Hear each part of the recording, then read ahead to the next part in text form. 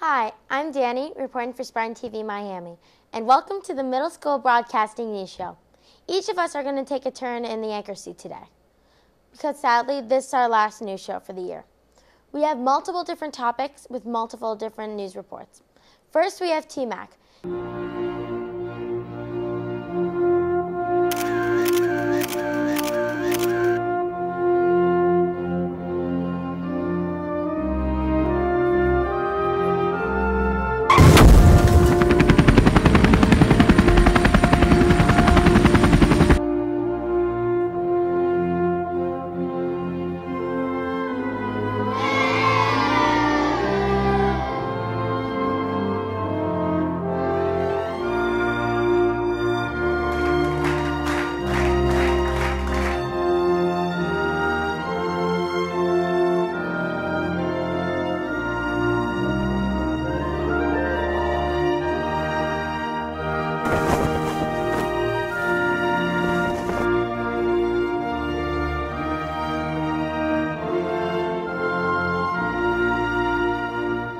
I was inspired by Mary Beth Tinker when she came and spoke to us, so I had an idea to do a little film.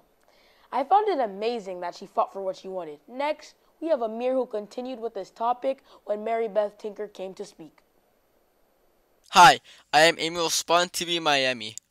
On April 27th, the Franco Center was filled with 8th graders, parents, and faculty ready to talk about civil rights and social justice. Our invited guest, Mary Beth Tinker, the symbol of student rights and the upholder of the First Amendment. In 1969, the Supreme Court's decision to overturn a ruling made by a local judge and give students rights surprised many. I thought we would lose. Of course, I think no important judge. Some judge is going to say kids have rights. That's not going to happen. So I was really surprised and happy when I was a junior in high school. 3 years later, the Supreme Court ruled by 7-2 that actually students do have rights in the public schools. Mary Beth Tinker, even if she was scared, she still wanted to stand up for what she believed that was right. No kids in the Des Moines schools will wear armbands to school, and if you do, you'll be suspended. Then I didn't know what to do. I was really scared, but I kept thinking of those Birmingham kids. And I was thinking of the people in Mississippi, and I was thinking of my parents and people who are brave and stand up for what's right, stand up for love and democracy. And I thought, okay, I'll try to be brave and I'll wear an armband. She wore that armband and was suspended from her school. What struck me most from her talk was how she still continues to stand up for what she wants and encourages so many others to stand up and fight for what they believe. Here's Emily. She's standing up for the free press, for student journalism rights in North Dakota. They got a law passed in North Dakota defending student journalists. And it's now been passed in 10 states, and they're moving on to the other 40 states now. It's quite an operation. It's quite a movement. It's called New Voices. That's Emily. She testified, and I went to hear her testify. And here's Destiny. She started a campaign in Baltimore at her school because they were going to build an incinerator of medical waste. They were going to burn medical waste right near her school. And she said, no, you're not. We don't want to have all this dirty air. We don't want to get asthma, cancer. So she started a campaign, and they stopped that. Students had a lot of questions. If this happened today, would it be a different outcome? She had a chance to ask a Supreme Court justice the same question. So I went there for this program, and there was Justice Alito, and he's a conservative member of the Supreme Court, and so I went up to him afterwards, and I asked him, I said, would you still vote for Tinker? And he said, well, I guess I would, because I do believe in kids' rights. And that's when I learned an important lesson. With a little tiny bit of courage, you can make a big difference. Students, do not forget that you have rights too. I am a member of SpartanTVMiami, signing out. Mary Beth Tinker helps change federal law on student rights, and we are better off for it. Next up, we have Ryan with why he feels Pugs are awesome. They are curious, they are cute, they are kid-friendly, they are fun. What am I talking about? Pugs, of course. Hi, I'm Ryan Clark reporting from SpartanTVMiami, and I'm the proud owner of a pug. Pugs come in many different colors: silver, silver fawn, black, fawn, and apricot. While many of us find pugs cute, some vets don't think everyone is fit to be a pug parent. Sean Wensley, president of the British Veterinary Association, warns that these dogs can suffer a range of health issues through their lives, from eye ulcers to painful spine abnormalities. Pugs and dogs, like bulldogs and shih tzus, are flat-faced dogs. But the cute look of flat-faced dogs come at a cost. They have trouble breathing, and eating could sometimes be a challenge. On a more positive note, pugs can mate with a lot of breeds of dogs, but my favorite is a bug. A bug is a pug mixed with a Boston Terrier. Just like pugs, though, they have trouble breathing, and eating sometimes can be a challenge because of their fat face. Though there are challenges owning a pug, there are many good things about owning one. They are super fun to be with and are very cuddly. Another thing is that they get along with other dogs. The list about why pugs are awesome can go on and on, but I don't want this video to be an hour long. What we know from vets is that the increase in ownership of these animals has resulted in animal suffering. So consider it a lot before you get one. I have to admit, I love pugs, and I hope you will now too. I'm Ryan Clark from SpartanTVMiami, signing out. I made this video because pugs are amazing pets, but there are some things that you need to look out for.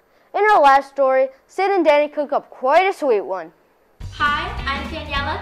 This is Sid, filming for SpartanTVMiami.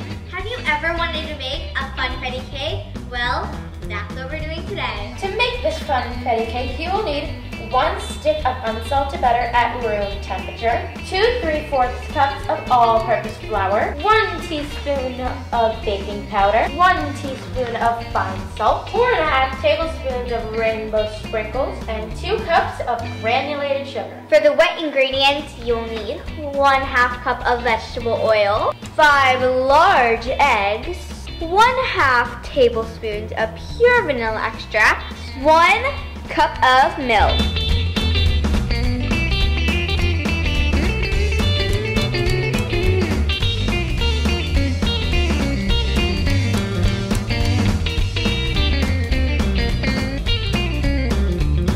Let's get started. To make this batter, you're going to whisk together the flour, the baking powder, and salt. Whisk together till well combined and set it aside. Here we have a big bowl connected to this KitchenAid. In this KitchenAid, you want to add your butter, your granulated sugar, and your oil. Now you want to raise up the bowl from your electric mixer and beat in your ingredients for about 5 minutes or until fluffy. Now beat in your eggs one at a time.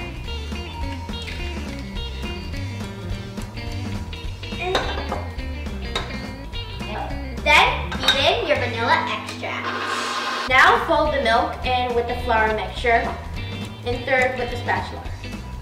Fold in the folded mixture with the batter. So now what you want to do is fold in your sprinkles. Now what you want to do is spray your pans. Oh geez. And put some parchment liner in it. Then put your batter in. Now preheat your oven to 350 and bake the cakes to 35 to 45 minutes.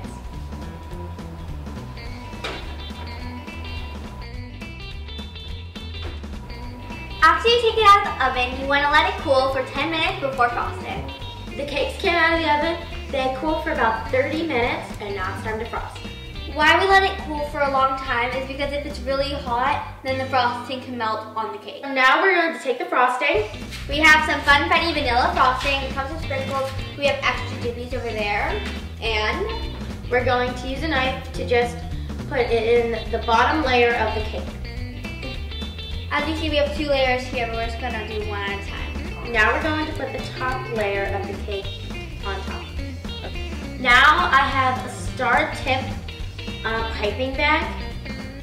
They're pretty easy to fill. So I'm just going to cut kind of place for Danny. A little stuff right here, but it's okay. Gotta pick it up. Oh, because I'm trying to drag the parchment paper. Here's a little piece for Danny, and if you want to see it, it looks like so. And this is the inside of the Funfetti cake. This cake tastes so delicious. Well, I'm Daniela. And I'm Sid. Filming for SpartanTVMiami. Thanks for watching. See you next time. Bye. Bye. We had so much fun doing this in my grandma's kitchen. Yeah. Maybe we should think about doing our own cooking show. For sure. Well, that's a wrap. I'm Danny. I'm Emir. I'm Ryan. I'm T-Mac. And I'm Sid. Thanks for watching. Bye.